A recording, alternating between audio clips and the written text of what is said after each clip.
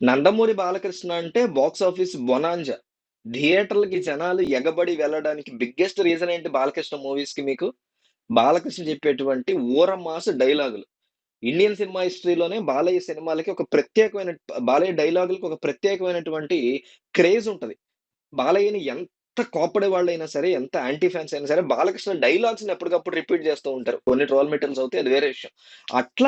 అట్లాంటి బాలకృష్ణని పెట్టుకొని కేవలం సినిమాలో రెండే సార్లు మాట్లాడతాడు. ట్రైలర్‌లో రెండే సార్లు మాట్లాడతాడు బాలయ్య. షాక్ అసల.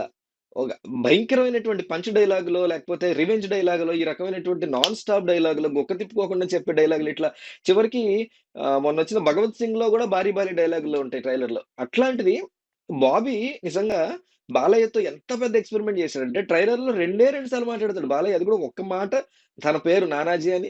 ఇంకో చోట నీ పేరేంట్రా అంటే 'మైకేల్ జాక్సన్ డేంజరస్' అని పడుతది టైటిల్ మూవీది. షాక్ అయిపోయాను నేనసల. అంటే ఎంత పెద్ద ఎక్స్‌పెరిమెంట్ చేసాడు చూడండి బాబీ. అది కూడా సంక్రాంతికొస్తున్నటువంటి సినిమాతో బాలయ్యతో డైలాగులు చెప్పించకుండా అయినా గాని థియేటర్‌కి జనాలు ఎగబడతారు. నేను ఫస్ట్ నుంచి అంటున్నట్టుగా నా దృష్టిలో నేను ఇప్పటికి ఒకటి నమ్ముతున్నా. ఈ సంక్రాంతికి అతిపెద్ద హిట్ 'డాకు మహారాజా' ఉండబోతుంది. సెకండ్ అతిపెద్ద హిట్ సంక్రాంతికి వస్తున్నాం ఉండబోతుంది. థర్డ్‌ది 'గేమ్ చేంజర్' రీజనబుల్‌గా ఆడతదని. 3 హిట్ అవుతాయి. బట్ 'డాకు మహారాజ్' మూడిటికంటే పెద్ద హిట్ అవుతదని నేను గట్టిగా నమ్ముతున్నా. పర్సనల్ లెవెల్‌లో నా ఫీలింగ్ ఇది. నాకు బాబీ మీద ఉన్నటువంటి నమ్మకం.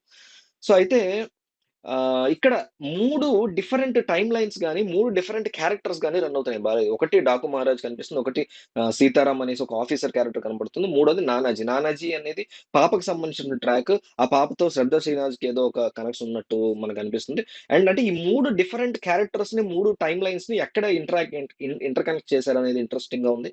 3 టైమ్‌లైన్స్‌లో డిఫరెంట్ విలన్స్ ఉన్నారు. వాళ్ళని ఎట్లా టాకిల్ చేశాడు, వాళ్ళ తొక్క ఎట్లా తీశాడు బాలయ్య, వాళ్ళని ఏ రకంగా మానిప్యులేట్ చేసి తనకు కావాల్సింది చేశాడు అనేది ఒక ఇంట్రెస్టింగ్ యాస్పెక్ట్. ఇంకో చోట మైన్స్‌లో శ్రమ దోపిడీ జరుగుతుంది. దాన్ని అడ్డుకోవడం కోసం అక్కడ బాలయ్య ఒక అధికారి స్థానంలో ఉండేటువంటి సీతారాం బాలయ్య అక్కడ డాకు మహారాజ్ అవతారం ఎత్తుతాడు అని నాకైతే ట్రైలర్ చూసిన తర్వాత పర్సనల్‌గా అనిపించింది. ఓవరాల్‌గా ఇది ఒక ఎక్స్‌పెరిమెంటల్ జోన్. అంటే అవ్వడానికి కమర్షియల్ మూవీయే. ఇది పెద్ద కొత్త కథనేం చెప్పేస్తున్నాడు బాబీ అని నేను అనుకోవట్లా. ఆబ్వియస్‌లీ కొత్త కథని చెప్పాల్సిన అవసరం లేదు. కానీ పాత కథనైనా కొత్త ట్రీట్‌మెంట్‌తో, కొత్త స్క్రీన్ ప్లేతో ఇంట్రెస్టింగ్‌గా ఆ 2:30 గంటలో, 3 గంటలో థియేటర్‌లో మీరు కూర్చోపెట్టేది మాకు బోర్ కొట్టకుండా చూపిస్తే సినిమాని హిట్ చేసేస్తాం. అందులో డౌట్ లేదు. సో, ఆ రకంగా చూపించబోతున్నాడు బాబీ అనిపిస్తుంది. దానికి ఫస్ట్ నాంది బాలయ్య నోట్లోంచి అసలు భయంకరమైన డైలాగులు కాదు. నోట్లోంచి మాట రాలా పేరు తప్ప బాలయ్యకి ట్రైలర్‌లో. కైండ్ ఆఫ్ ఎక్స్‌పెరిమెంట్ చేయబోతున్నాడు బాబీ అనిపిస్తుంది. ఆడియన్స్‌కి ఎస్పెషల్లీ ఫ్యామిలీ ఆడియన్స్‌కి సంక్రాంతికి ఒక పర్ఫెక్ట్ సినిమాని తీసుకురాబోతున్నాడు. Mass audience plus family audience, multiplex audience అందరూ గూడా ఈ కథకి కనెక్ట్ అయ్యేలాగా బాబీ ప్లాన్ చేసుకున్నాడు. అందుకే చాలా జాగ్రత్తగా ఎటువంటి డైలాగ్స్ లేకుండా ఒక అటు అటు ఇటు ఒక ఇంట్రెస్ట్‌ని క్రియేట్ చేయడం. అదేంటి బాలయ్య ఒక డైలాగ్ కూడా చెప్పలేదు అనేటువంటి ఫీల్ తెచ్చేలా చేసాడు అనిపించింది. అయితే తమన్ మాత్రం సాంగ్స్‌తో డెఫినైట్లీ ఈ మూవీకి ఫెయిల్ అయ్యాడు.